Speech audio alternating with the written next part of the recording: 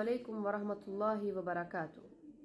मुअज़्ज़ज़ नाज़रीन व मुशाहिदीन, आज हम कुरान के हवाले से एक लफ्ज़ को बयान करने की कोशिश करेंगे और वो लफ्ज़ है जिसको हमारे यहाँ बहुत आम फ़हम समझा जाता है, लानत। लानत का क्या मफ़हूम है और अरबी ज़ुबान में लानत किसे कहते हैं, ये हम आज की इस वीडियो में देखेंगे। आम तौर पे समझा जाता है, उर्दू में बहुत कसरत से इसका जो इस्तेमाल होता है वो एक जहनों में ये आ गया है कि हमें पता है कि लानत का क्या मतलब होता है और छोटी छोटी बात पे एक दूसरे के ऊपर लानत कर दी जाती है।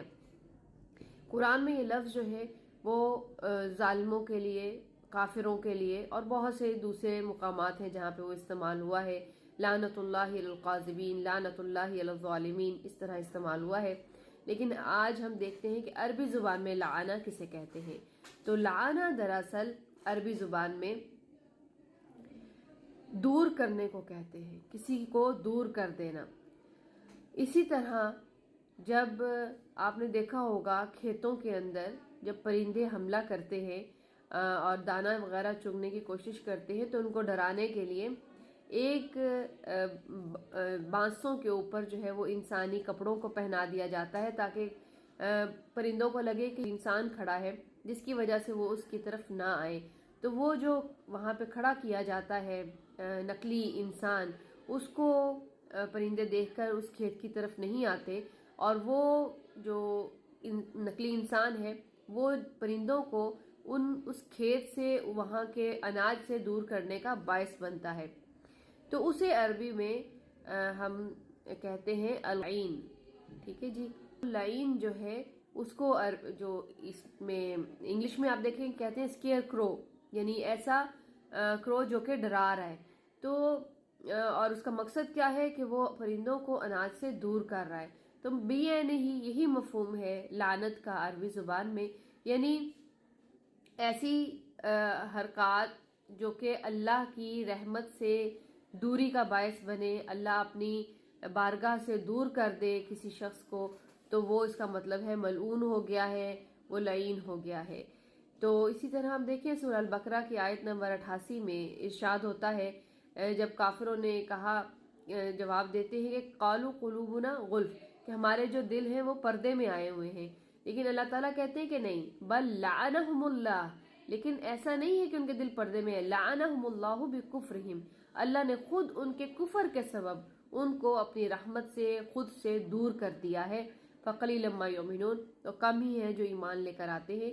तो इसी तरह यानी हम देखें कि जो लानत का मतलब है वो है कि अल्लाह की रहमत से, अल्लाह की बारगाह से दूर होना, और वो दूरी बगैर किसी वजह के नहीं होती, बगैर किसी सबब के नहीं होती, बल्कि कुछ ऐसी हरकत होती हैं जो इस दूरी का सबब बनती हैं।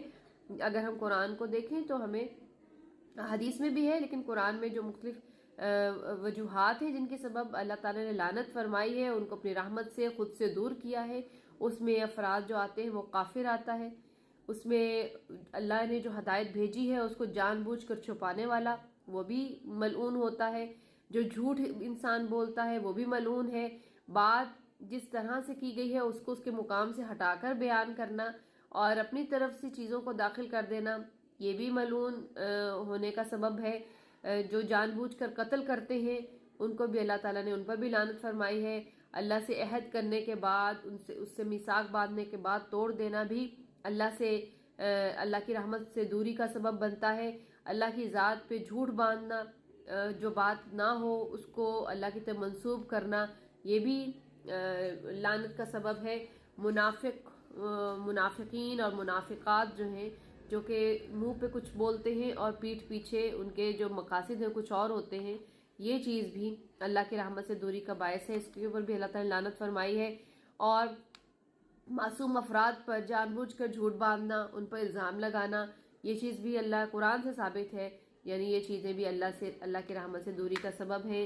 जालिम अफराद, जुल्म करने वाले, वो भी इसी कैटेगरी में आएंगे। और अल्लाह से बुरा गुमान रखना जो है ये भी अल्लाह की रहमत से दूरी का सबब बनता है।